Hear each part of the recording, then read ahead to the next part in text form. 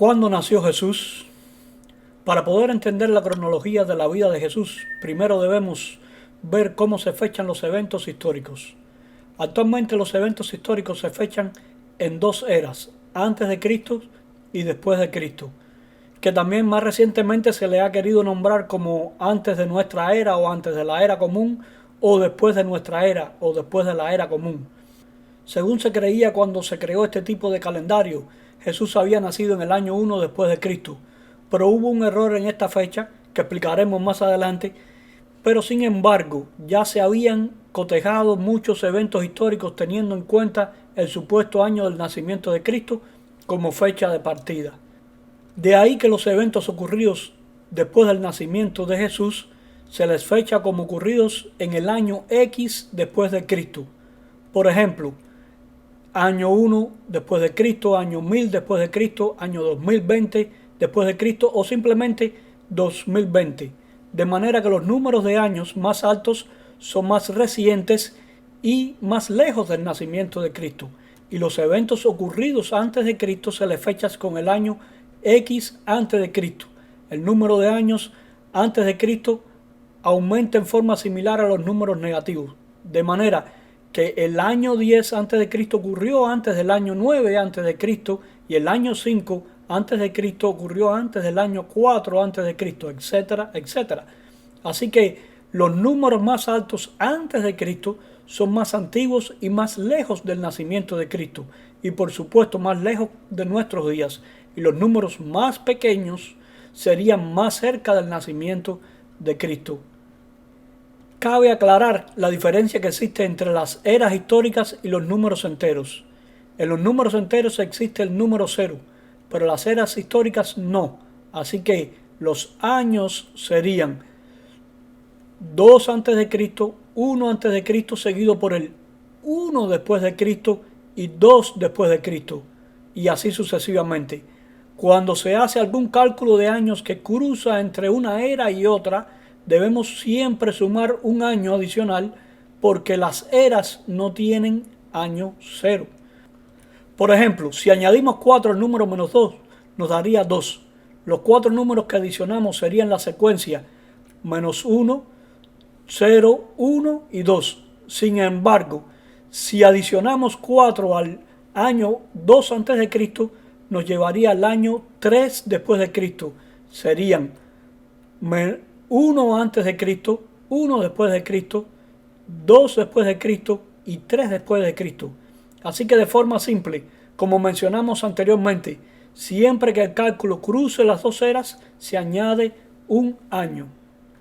Las fechas en la antigüedad se ponían según los años del reinado de los reyes. Decían algo así: en el año tal del rey tal ocurrió tal cosa. Por ejemplo, aquí tenemos un versículo que nos refiere a esto. Dice: en el año tercero del reinado de Joacim, rey de Judá, vino Nabucodonosor, rey de Babilonia, y la sitió. Los griegos tenían por práctica también contar los números de años según las olimpiadas que ocurrían. Estas olimpiadas ocurrían cada 4 años.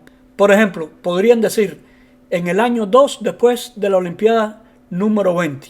Estas fechas se han podido acotejar con el calendario cristiano, sabiendo que la primera olimpiada ocurrió en el año 776 a.C. En muchos escritos de historiadores se utiliza también la fecha desde la fundación de Roma como punto de partida.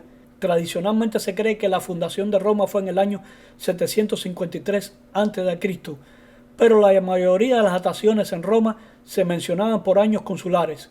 Tenían 2 cónsules diferentes todos los años, es decir, decían el año del cónsul A y B.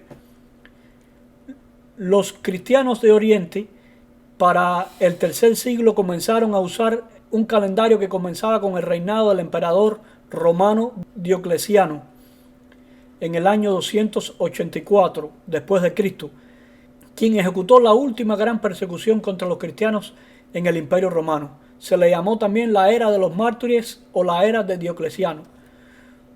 Para el año 525, un monje llamado Dionisio el Exiguo cambió el comienzo del calendario para enumerar la Pascua en vez de seguir usando la era de Diocleciano. Comenzó a usar el Anno Domini, o año del Señor, estimando según él que la encarnación de Cristo había ocurrido 525 años antes. Este tipo de calendario se comenzó a popularizar desde que San Beda el Venerable escribió la historia eclesiástica del pueblo inglés, usando también el Anno Domini como punto de referencia. Aún hasta el día de hoy en inglés se usa las siglas AD de Anno Domini para significar después de Cristo. En nuestro idioma español lo mencionamos como después de Cristo, y las siglas en nuestro idioma serían DC. En el siglo VIII el emperador Carlomagno endorsó este uso y de ahí en adelante fue generalizado y popularizado el uso del Anno Domini. Ahora que sabemos cómo surgió el calendario que usamos hoy en día, ¿nació Cristo entonces en el año 1 después de Cristo? Tenemos algunas pistas en los evangelios para averiguar esto. Lucas, hablando del nacimiento de Juan el Bautista, que fue poco antes del nacimiento de Cristo, dice que ocurrió en los días de Herodes, el rey de Judea. Y en Mateo 2:1 nos dice que Jesús nació en Belén de Judea en los días del rey Herodes. El capítulo 2 nos sigue narrando cómo Herodes mandó a matar a los niños menores de 2 años en Belén con el objetivo de matar a Jesús, pero sus padres habían huido antes de eso. Pero después de muerto Herodes, he aquí que un ángel del Señor apareció en sueños a José en Egipto, diciendo: levántate, toma el niño y su madre y vete a la tierra de Israel, porque han muerto los que procuraban la muerte del niño. Con estos pasajes concluimos que Jesús nació poco tiempo antes de la muerte de Herodes. Según el historiador judío Flavio Josefo, la muerte de Herodes ocurrió entre un eclipse lunar y la Pascua. Los eclipses lunares visibles en Palestina por esta época solamente fueron en los años 5 a.C., 4 a.C. y el 1 a.C. La mayoría de los eruditos concuerdan hoy de que la muerte de Herodes ocurrió en el año 4 a.C., pero otros dicen que la serie de eventos narrados por Josefo entre el eclipse lunar de marzo 13 del 4 a.C. y la Pascua 29 días más tarde no podrían caber en ese periodo de tiempo. Por eso prefieren el año 1 a.C., ya que el eclipse ocurrió en el 10 de enero y eso daría unos 3 meses hasta la Pascua. Sin embargo, hay argumentos fuertes para creer que fue en el año 4 a.C. Varios de estos argumentos son: los dos hijos de Herodes, Arquelao y Herodes Antipas, comenzaron a contar sus reinados a partir del año 4 a.C., es decir, después de la muerte de su padre. Josefo escribió que Herodes reinó 37 años y comenzando desde el año 40 a.C., el año 4 a.C. sería el año 37 de sus reinados. Y también en otra parte dice que reinó 34 años a partir de la conquista de Herodes de Jerusalén en el año 37 a.C. De nuevo, el año 34 de su reinado después de la conquista de Jerusalén caería en el año 4 a.C. Ocurrió un eclipse antes de la Pascua en el año 4 a.C.